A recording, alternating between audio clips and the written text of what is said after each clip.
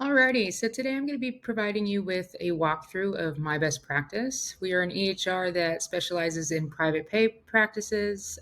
We have practice management features that include scheduling, billing, clinical note taking, managing a whole boatload of clients, being able to set up custom intake forms. You can actually schedule, send routine outcome measures. We have a huge list of global surveys available for use that will they will automatically score once your client completes them, and then they will even be marked on a metrics chart for you. It's completely HIPAA compliant. You can send messages to your clients back and forth through our system. We have Google two-way sync, and a whole lot of other features that are all included in that $39 base fee, $39 per month. So this is going to be from the format of a solo practitioner, but there will be some things that I point out that are specific to group practices. So please bear with me as I do that. And if you have any questions, you're more than welcome to email our customer support team. It's support@mbpractice.com, support@mbpractice.com. Alrighty, so let's get into it. So first thing I'm going to show you basically is how to set up a client and schedule them and send out that intake form in just super easy, quick steps. So imagine you just got a new client. You'd press this button here called New Client. You choose the professional. If you're a solo, it's going to automatically select yourself. If you were in a group, you would just choose the professional that you're adding for. Again, this is from the view of somebody who has admin permissions, so that's why I can choose everybody. So here, if we're adding a new client, let's say we're doing, for all the Office fans out there, all I need right now is an email. So as long as I have an email address for them, let's do that email. If I have all these other details, phone, birthday, I can put them in, but if not, my client can always enter it themselves, so not to worry. So here, once I have an email address, it's going to automatically enroll them in the client portal. And what's really nice here is I can choose which intake packet I want them to receive right off the bat. So once I've built out my intake packets in the account settings, I can choose it right there. Say Jim Halpert also has some anxiety, and I want him to receive an anxiety routine outcome measure weekly on a schedule that I've set. So for example, for this one, he's going to receive the GAD-7 48 hours before each appointment. So I can click that, and then he's all set up. I don't have to do anything else. He's going to receive that GAD-7 with me doing nothing. And same with the intake packet. So I'm going to press Add Client. Jim Halpert's going to go ahead and he's going to go and get that intake packet and that invitation to the client portal. And so I could just go right here and schedule his first session. So if I'm a hybrid model and I have both telehealth or in person, I'd want to choose the room. This is going to affect the location code that's shown on the invoice. But here, telehealth or in person, if you have a facility that has multiple rooms, you can denote that as well. For this example, let's say he's doing telehealth. Here I have all my CPT codes. So you'll see that you can create completely custom codes that are not actually related to CPTs. However, you can also create CPT codes that are going to have, these service types, So if you want to break them up by in-person codes or intake codes, teletherapy codes that have modifiers attached, things like that, that's how you can do that in the account settings. But so, like I said, he's coming in for telehealth, so I'm going to choose my telehealth code right here. And I, as a professional, have set up my default fee for this code to be $200. So you see, I chose that from the list, and it automatically popped $200 right in there for me. If I want to adjust it for Jim, I can very easily. I can say, actually, Jim's going to come and see me for $150. I'm good to go. Here in the day and time, I can choose on the calendar what day it's going to be. So if it's going to be tomorrow, for example, say I want it to be at 12:45, I can use these buttons here to choose what time it is. I don't want it at 12:45 in the morning, so I'm going to put PM, and I'm good to go. Here I can also set up a recurring appointment. Here, if I click telehealth reminder, what that's going to do is 20 to 30 minutes prior to my appointment with Jim, he's going to receive an email with a secure link. The system's going to pre-create that link for him and send it. Telehealth, just so everyone knows, it is one of our only add-ons, really. It's one of the only additional fees that folks pay for. It's $20 per month per user who's doing telehealth. So if you're a group practice and only 2 of your professionals need telehealth, then you'd just be paying $20 for each of those 2 people, not your entire practice. All right, so I'm going to add my appointment here and I'm good to go. So you'll see it added onto the calendar right here in blue. That means it's been scheduled. Green, as this key suggests, mean it's been billed. And in our system, billed just means the appointment has occurred, right? I didn't mark it as missed and I didn't delete it from the calendar. So we're assuming if it's on the calendar and the time has passed, that is considered billed or an appointment that should be billed. Purple is for personal. So if I wanted to add in, say, I had a dentist appointment today, I could pop this in right here as a non-clinic or non-client appointment, and I can put any notes I want there. And I'm just going to go ahead. Oh, room doesn't really matter. I'll just go ahead and put in person. Great. I have my dentist appointment there. If I want to mark somebody as missed, so say Michelle, my appointment from tomorrow at 8 or 9:30, excuse me, say she emailed me today and said, hey, I'm so sorry I can't make it. I know, my cancellation policy, blah, blah, blah. I can press missed and I can choose what I want the billing amount to be. So if she was late canceled, Michelle has a history of late canceling, it's appropriate to charge that late cancellation fee. It's going to select the fee that I've put in for that appointment. However, say, it's her first time canceling, it's all right, I'm going to charge her $0. I can choose and put $0 as the cancellation fee. And I can put any notes in there as well. Family emergency, for example. And this is just to help you kind of keep track of that data for your clients. All right, so that's all you really need to know about scheduling. There are some cool features here for group practices. So if you had a bunch of different team members and you wanted to view everyone's schedule at once, for example, you could view it like this, where it's actually going to be color coded. You get to set those colors at your account settings level, but it's a way to just kind of see overall what's going on each week. And so I will go back to viewing as just a singular person right now. So, all right. Another thing I want to talk about is groups. So we have a very nice group functionality where you can schedule groups on the calendar and take notes for the entire group. So for example, I'll show you what that looks like. Let's go ahead and choose one of our groups here. We'll say it's our REBT group, and it's going to be in the group room. I'm going to choose my codes and say it's $50 per person for the group.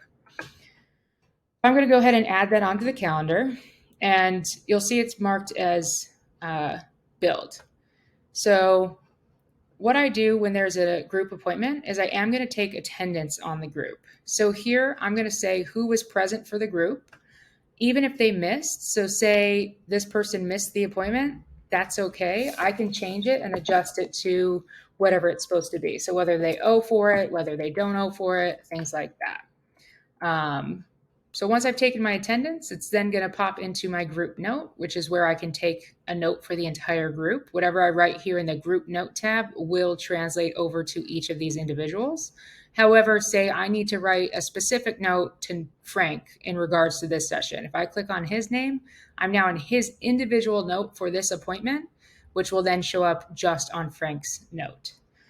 While we're on the topics of notes, let me go back and show you for like an individual note, for example. So if we wanted to see Kevin, so I saw Kevin earlier this week, I'm going to catch up on my notes.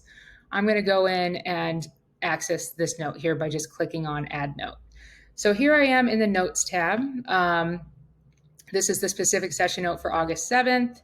If I wanted to see last week's note, I can click these back and forwards arrows. So I can jump around and see other notes and things like that. And then here, this is the one I want to highlight. It's our CBT note auto text. Yes, we have some other ones. We have SOAP notes. We have, a standard therapy note, which is just going to be a free form text field. You can also create your own. So if you wanted to, for example, create a DAP note, you absolutely can. And that's something in your account settings. There are guides to most things to right here in our knowledge base, but I'll go over that in a little bit. So here, let's go back to our CBT note auto text. That's the one I really want to highlight. So this is the CBT note auto text feature. And so we have, over the years, with the help of a lot of our users who are experts in these fields, we've been able to build out these auto text buttons. So for example, if I was providing ACT to one of my clients and I wanted to, for example, do some metaphors for ACT, I can use this list here and I can say Joe the party animal, rules of the game, and I can press next.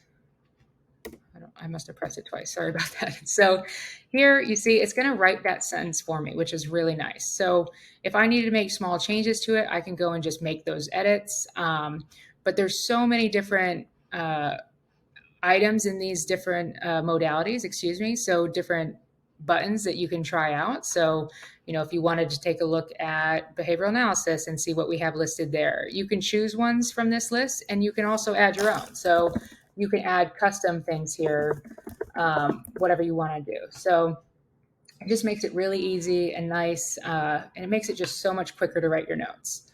The other thing I want to point out about our notes that I think is really unique and worth noting is this optionality to create your own interventions. So at your account settings level, you can make both symptoms and interventions. And so these are totally custom. You can build out whatever you'd like in terms of interventions. So when you have a free trial account or you open an account with My Best Practice, there's going to be a bunch that are pre-populated in there that have, like I said, been developed by experts in the field. And so you can activate those and use those, or you can go ahead and make your own. So it's totally customizable. You can put in general interventions, right? So say I frequently am doing cost benefit analysis, or I did a perspective taking exercise and I did a psych ed. I can click those and save it. And so now that's stored on this note. It's as easy as that, right? So I don't even have to write the narrative text if I don't want to. I can just go ahead and pop in my general note here.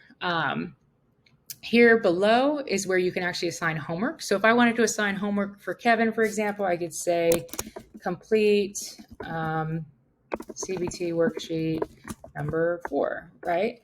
Or I can't even think of another homework assignment at this moment, but I can add as many homework assignments as I'd like. I can also, something that's cool for treatment planning is that I'm able to, I'll just close that for right now. I'm able to put in today's agenda. So say, for next week, I'm writing this note and I'm like, oh, you know what? I would love to do a cost benefit analysis next week with Kevin. I think it's going to be really beneficial. I can add that as my next week's agenda item. And when I go to my next week, it's going to be right there at the top and I can check off when I do it. So great. Next week, August 8th or his next appointment, we did it. I'm going to check that off. Here, there's a homework check. So in their client portal, they're actually able to see their homework assignments and they can check off when they've completed them, which is really cool. Once they've completed them as well, you'll see there's a homework report. So you can actually see over time, on this date, I assigned one homework assignment, they didn't complete any. And it's going to show me what their compliance level is for homework. So for right now, Kevin, overall, he completes his homework about 79% of the time.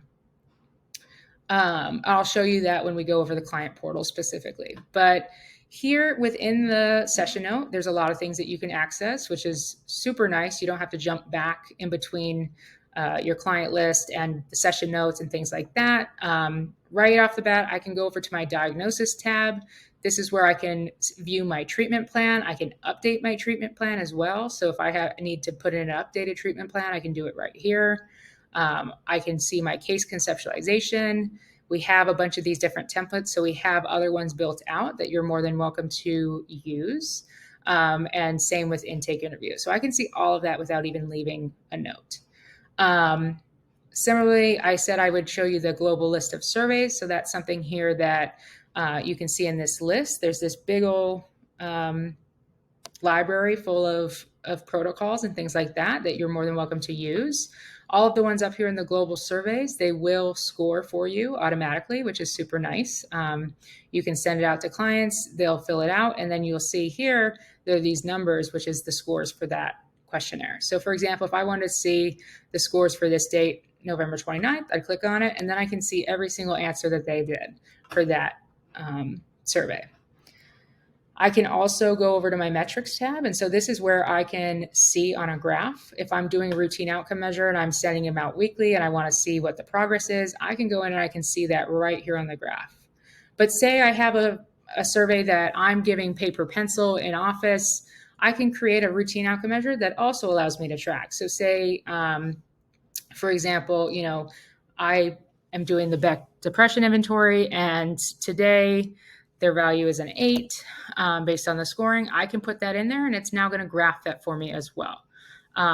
If it's one that we have entered, so it's one of the ones that pre-scores for you. Let's see if I have one. So here, it'll list those scores. And again, you click on it, you can see all of their exact responses. Let's see. All right. So those are all the kinds of things you can do from the note, which I think make it just super easy. If you want to lock a session note, you can. You don't have to, but it's an option. And so let's see. Yeah, so I guess that's all I really want to go over. Oh, and one more thing you can do from session notes, excuse me, is that you can click this button right here. So say you're in the session note and you're like, wait, general life coaching, actually that's not what this session was, my bad. You can click on that button there and you can actually make adjustments. So you could be like, actually, this was a clinical therapy session, and I need to adjust that. So I can go ahead and I can adjust it right there on the note, and now I'm good to go. If I want to go into the client's profile, I'll show you that for a little bit. Here I'll click on their name, and so I'm now brought to Kevin's profile. This number here in bold, that is the amount owed. So Kevin currently has a balance of $149. Not too bad. Here on the client overview page, there's a lot of different things that you can view. So number one, you'll see this item, I have a next appointment with him scheduled. If I click on it, it's going to take me to that appointment. So if I wanted to prep for that one and put in some agenda items or something like that, I can click on that and it's going to take me right there. Here I can see that Kevin has not enrolled in appointment reminders. That's something, if I decide I want to change and enroll him in some appointment reminders, I can go to manage notifications and then I can choose which one they're going to receive emails for. So if I want him to get email to his work and his personal email, and I want him to get a text message for the appointment, I can do that right there. The amount of time that they get that message prior to the appointment is something that's set up in your account settings, but it's anywhere from like 1 to 10 days, I think, something like that, and you get to choose. So that's one thing that you can do just right off the bat. Here is the client overview page. Like I was saying, there's all these different fields that you're welcome to put information into. Some of the ones that I think are really cool are this tags. So here in the client overview page is where you can actually create custom tags. And so for your practice, if you wanted to make tags based on diagnosis, or if you wanted to make tags based on the type of therapy modality that you think you're going to be using with that client, you can go ahead and you can add as many tags as you want to a client and as many tags to your practice. And then when you're going through your client list, you can actually search by that tag. And so if I pick bipolar 2 from the list, I'll have Kevin and whoever else has that tagged in their account. They'll then populate in my list of clients.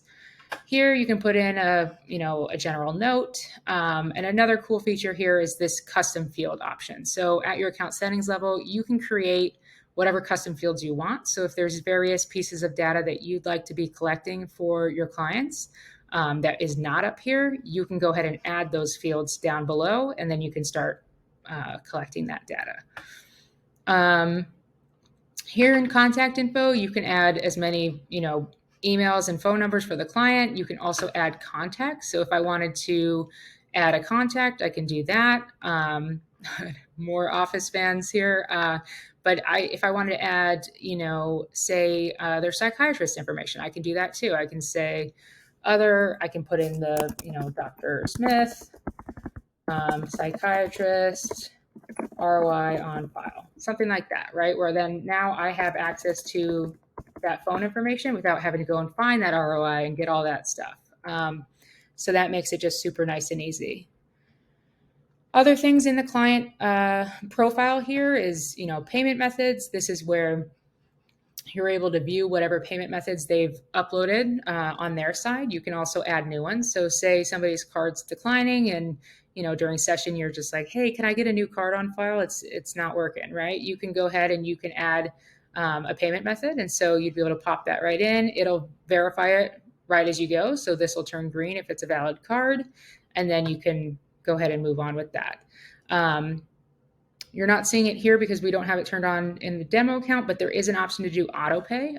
You would see a little checkbox, which then indicates that, this is the card that I want to use for auto pay. And how our auto pay works is that each night it'll run auto pay for whatever appointments occurred and were billed for.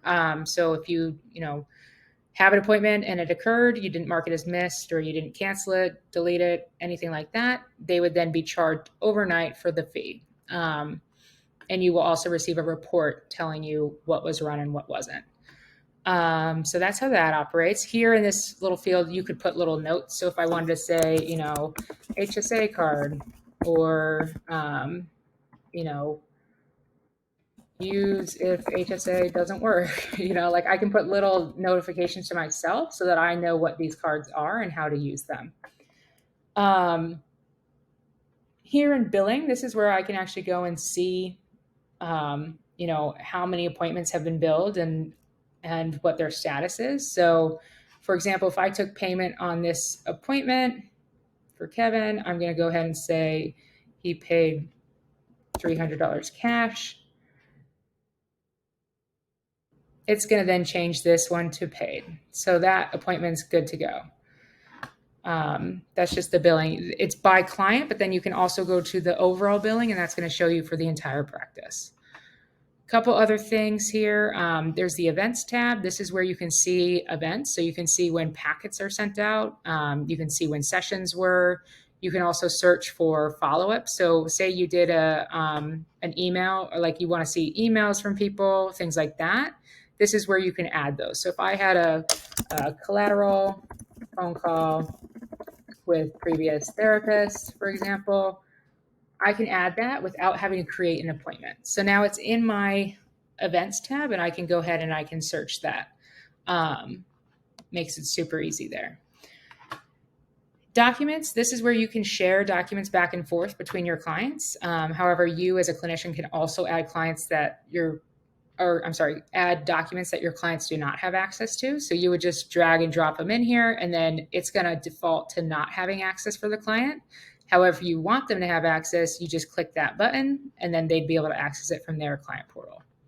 I showed you the diagnosis tabs earlier from within the notes, but you can also access it here. And same with surveys. Here you can see which ones are outstanding. So, okay, I sent this to Kevin, but he never opened it. That's all right. I'll follow up with him next week or what have you.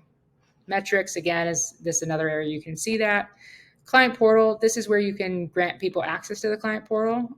So if you did have, two parents who need to work with a kid, who need access to the same kid's profile or something like that, you can add as many client portal users as you need. And they can have various levels of access. So say, Kevin's mom wants to be able to access the billing and invoices, but I don't want Kevin's mom to have access to surveys or homework or documents. I just want her to be able to pay the bills, right? So I can do that right there. Messages, so I can set up secure messages for my clients. It's a HIPAA compliant messaging system. They'll receive an email that lets them know they have a secure client message. or I'm sorry, a secure message from their provider. They'll then log into their account and then they're able to access the messages. Similarly, if a client messages you, you will get an email letting you know, but you'll also see a little one icon on the messages here, and you'll be able to go ahead and go and take a look at those. The messages, what's nice is you can actually add documents and things like that. So it's pretty similar to an email. It's just all HIPAA secure in your portal. All right. So a couple other things I just want to go over quickly. This is our to-do list. I think it's honestly a great tool to help people stay on track with various items. You can search patient balances. So you could go ahead and say, okay, I want to check everyone who has patient balances greater than or equal to $250. It's going to then pull a report, and it's going to pull only the clients who have an outstanding balance greater than 250. Or maybe I want to see, how many people have 6 or more unpaid sessions. Again, it's going to go and it's going to filter out just those people with 6 or more unpaid sessions. And then the last one is days last seen. So that's kind of helps with attrition and things like that. Here in surveys to review, so this is a landing page where you can come and see all of the surveys that have been submitted that I have not yet reviewed. So this is really nice to kind of go through surveys as they come in. So I can come in and I can see, okay, John has submitted these 2 surveys. I want to review the AAQ2. I want to see what he wrote. Great. And I can mark that one as reviewed, and it's now going to be off my list. So this is just a place to go and see all of them without having to jump into each person's profile. Missing session notes. This is a great tool as well. This allows you to basically run a report to see how many session notes I'm missing in a given time period. I can also choose all time. The reason you're seeing this huge number here is because, again, I have admin access in this account. And so this is across the entire practice. So close to 2,500 missing session notes. But Dr. B, thankfully, only has 112 that are billed without a session note. And what's nice is now that it's pulled this list, I can click on add note, and it's going to pop up, and I can go and complete that note and then press save, and it's going to be off my list here. Same with diagnosis codes. It's going to pull a list of all clients who are missing diagnoses. So this makes it really easy for super bills and things like that to make sure that I'm on top of my diagnosis codes. I just press this button here, and then I'm brought to the diagnosis tab. I can search for either the word or for the code. So if I'm like, I know F41.1 is general anxiety, I can just type it in right there, and there we go. Let's see. So that's all I want to go over with that right now. I'm going to take you back over to the clients list because I think this is a nice feature we have as well. So there's various ways that you can filter your clients. If you wanted to see, I want to see clients who have the biggest balances, I can use this to search by that. With sessions, I can see, okay, who's never had a session with me. I'm pretty sure, Jimmy John is not actually going to be continuing therapy with me. So at that time, I can change him to inactive, right? It makes it just super easy to go through and look at my client list. These indicators here are also nice because I can see, okay, an intake packet has never been sent to John Bright, but he does have client portal access. He just hasn't accepted the invitation. And so what I'm able to do here is I could go to John and I could resend that portal invite. So he's going to get a new email that's going to tell him to log into the client portal, and hopefully that'll prompt him to log in. All right. So I think that's all I want to show in here. I'm now going to show just quickly another cool feature that we have in terms of reporting. Oh, not billing, sorry. In the reportings tab, here in billing versus collected, this one's, I think, the most helpful. So if I wanted to see last month, right, I want to know weekly in the month of July, how many sessions was I having? So it's going to break up the weeks. It's going to say, okay, for the first week, I think that it starts on whatever day it is. So here I had 5 services from 7/3 to 7/9. I billed 550 and I collected 0. And then it goes further to let me know which appointment type did I have. So like which service code did I pull through? And I can see, okay, This week I had a higher amount billed, and it looks like I did one of every type of service code. So it's just a way that you can look at it. I think it's probably going to be more helpful for folks who are in group practice settings, but I think solo practices can use it as well. But here, I can see, okay, this week, oh, we were way down on sessions for this, and that reason. It's just a way to run that report. All right, so I'm going to now jump over to the client portal because I think that's important to show you guys. So when they log into the client portal, they will basically, you can set up a message that's going to come from your practice. So this is an example of one that folks sometimes use. Please add your payment method at least 48 hours prior to your first appointment. It's going to kind of indicate to them that they need to go down here to payment and invoices and pop in a credit card. So they would be able to add that right there. They can't delete credit cards, but they can add new ones. So that's something just to note, is that if somebody needs to update their credit card, they would need to reach out to you to let you know that. But I think the coolest feature about this, especially for private pay practices, is that they can go and access their super bills without you having to do anything. So right here, you can see, okay, they clicked on invoice. This was pre-created for them. It was automatically created once the session happened. And it says client has a $0 balance. You can add a general statement to the bottom of your invoices. That would be basically on every single super bill. So if you are out of network, it's great to put some kind of disclaimer here so that they're not sending you the reimbursement money, things like that. You can also name it whatever you'd like. But this is just a general look at what our super bills look like. Here, they can actually create a bulk super bill. So if they wanted to, for example, submit to their insurance company for reimbursement every 3 months, they can click whatever date range they want, and it's going to pull all the appointments in that date range and put it onto one super bill for them. So it just makes that process so much easier. They don't have to reach out to you anymore to get those. We even have some client how-to guides. So over in your account, you'll see there's this button here, support. This is our knowledge base. This is where you can access a lot of different things. But here, client how-to guides, I can send this over to them, and it's going to show them exactly how they can create their super bill in their account. So again, it's just, it's a tool for you to supply your clients with so that you're not spending a bunch of time doing administrative things that they can technically do on their own. In the client portal, there's also documents. So they can actually upload documents directly to their clinician, which is nice. This is also where they would see those documents that you've indicated they should have access to. In sessions and homework, this is where I had mentioned adding homework assignments within the session notes. So this is where Kevin would actually be able to check off that he completed that session homework. And so this is what is then going to, in real time, show you as the clinician in your session note that he's completed that homework.